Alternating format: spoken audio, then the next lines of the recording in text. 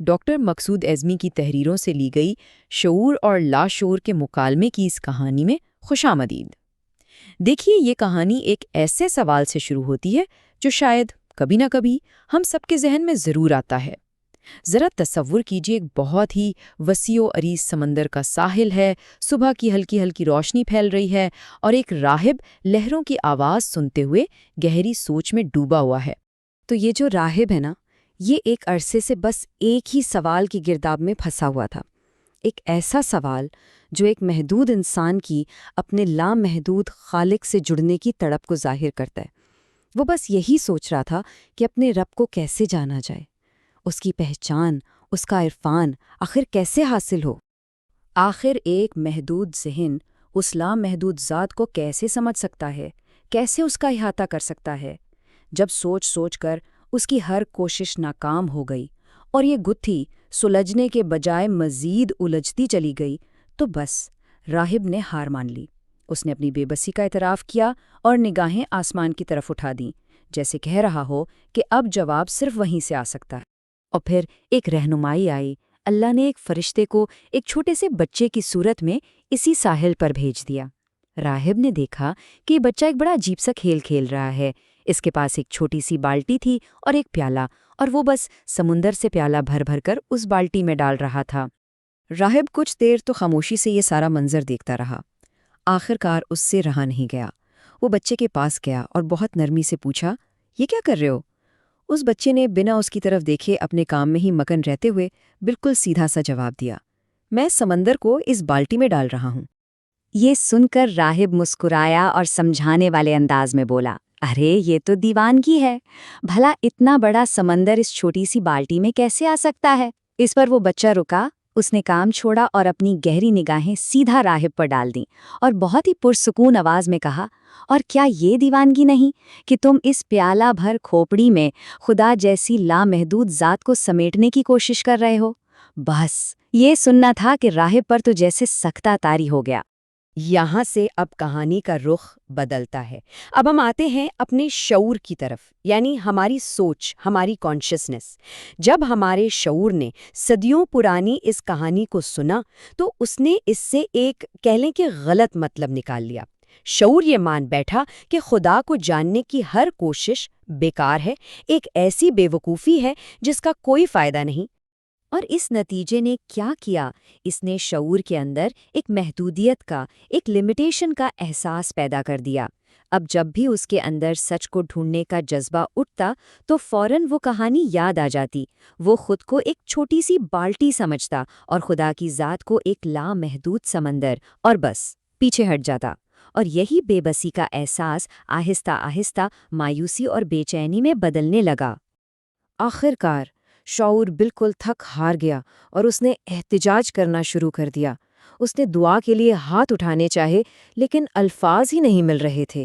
جس خدا کو وہ اپنی پہنچ سے اتنا دور سمجھ بیٹھا تھا، اسی سے مدد مانگنا اب اس کو ایک بے معنی کوشش لگ رہی تھی۔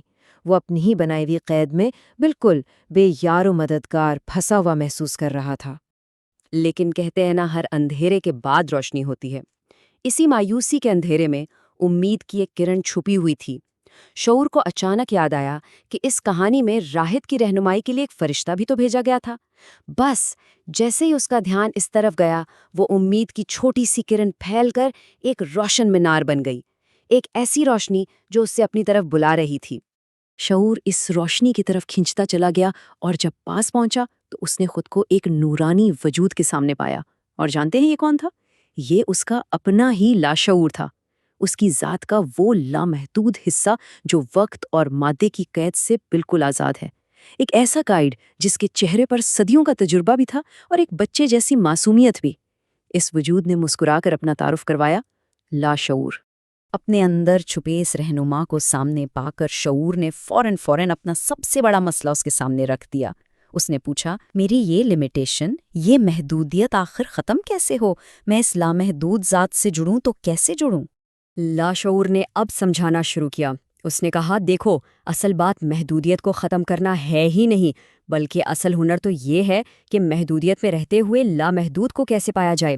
یعنی مسئلہ بالٹی کا نہیں ہے، مسئلہ بالٹی کو دیکھنے کے نظریے کا ہے۔ تو پھر آخر اصل چیلنج ہے کیا؟ لاشعور آگے بتاتا ہے کہ انسان نے، ہم سب نے، خود کو مادی چیزوں کا، ڈائمینشنز کا غلام بنا لیا ہے۔ ہم ان حدوں کے پار دیکھنے اور سننے سے انکار کرتے ہیں۔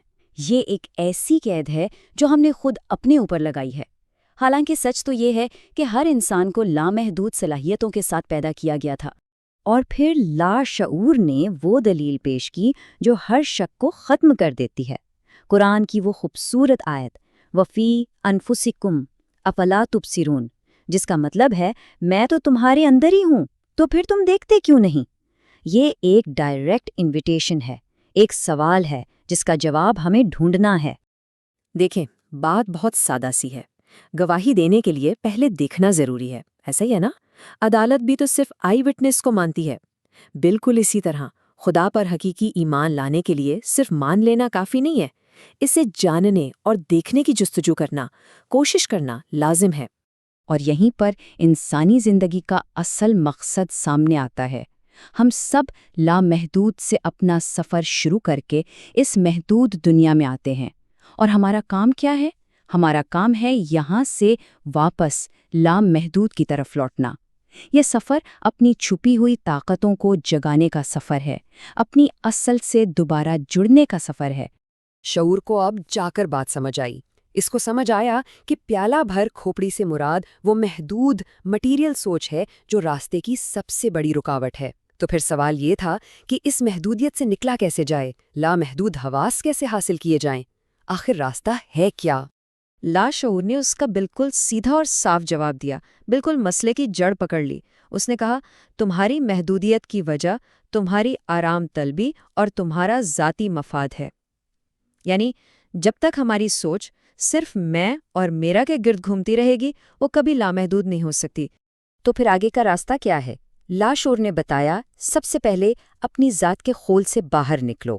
جب انسان ذاتی مفاد سے اوپر اٹھ کر ایک یونیورسل مقصد سے جڑتا ہے نا، تو اس کے شعور کی رفتار اور اس کا پھیلاؤ دونوں بڑھ جاتے ہیں۔ اور اس کا سب سے آسان اور سب سے طاقتور طریقہ کیا ہے؟ خدمت خلق، اللہ کی مخلوق کی خدمت کرنا۔ یہ وہ عمل ہے جو ہر فاصلے کو مٹا دیتا ہے۔ یہ جواب سنتے ہی شعور کے اندر اطمینان اور سکون کی ایک لہر سی دوڑ گئی۔ برسوں کی جو بے چینی تھی وہ ختم ہو گئی۔ اس نے بہت شکر گزاری سے اپنے گائیڈ، اپنے لاشعور کی طرف دیکھا۔ اس کو بالکل ویسا ہی محسوس ہو رہا تھا جیسے ایک پیاسا مسافر جو ایک تپتے ہوئے صحرا میں بھٹک گیا ہو اور اسے آخر کار منزل کا راستہ مل جائے۔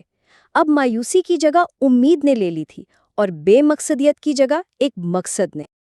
اور بس شعور نے عہد کر لیا۔ اس نے فیصلہ کیا کہ اب وہ اپنی تمام تر توانائی اسی راستے پر لگائے گا جو اس کے لاشعور نے دکھایا ہے۔ اس کی منزل اب بالکل واضح تھی، اپنی محدود ذات سے نکل کر اس لامحدود سے جا ملنا۔ شعور کا سفر تو شروع ہو گیا، لیکن آخر میں سوال ہم سب کے لیے ہے، ہم میں سے ہر ایک کے لیے۔ یہ لامحدود کا سفر آخر شروع کہاں سے ہوتا ہے؟ شاید اس کا جواب بھی وہیں چھپا ہے جہاں شعور کو ملا تھا، خدمت خلق کے